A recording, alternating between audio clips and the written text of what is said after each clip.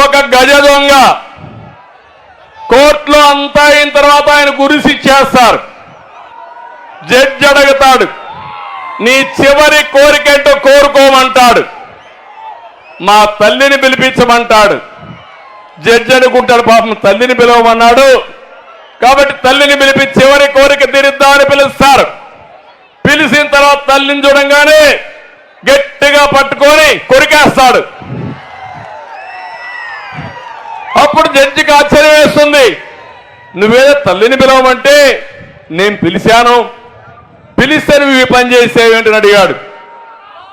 Sir కానీ నేను తప్పు చేసిన మొదటి రోజు చెంప మీద ఒక దెబ్బ కొట్టి ఇది తప్పు అని చెప్పుంటే నేను గజదొంగ అయ్యేవాడిని కాదు. నేను తెచ్చిన దొంగ డబ్బులకి ఆనందపడిపోయి నన్ను పోవడం మొదలుపెట్టింది. నేను విచ్చలవిడిగా చేశాను. నా తప్పు చేసింది నా తప్పు కాదు, నా తల్లి ప్రోత్సహించింది కాబట్టి ఆవిడే నేరానికి కారణం అన్నాడు. అదే మరిగా తప్పులు చేసింది మీరు, తప్పులు చేయించింది మీరు, అవినీతి చేయించింది మీరు, వాటాల కోసం అందరిని ఇష్టానుసారంగా వాడింది మీరు.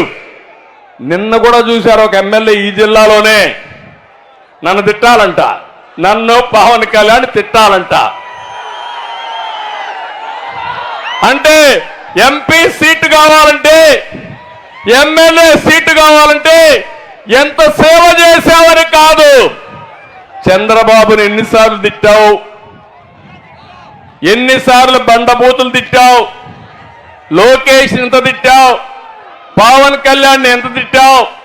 దానిపైన సీట్లు ఇచ్చే పరిస్థితి వస్తే ఇంకా ఈ రాష్ట్రం ఏమవుతుందో మీరే ఆలోచించమని మిమ్మల్ని కోరుతున్నా.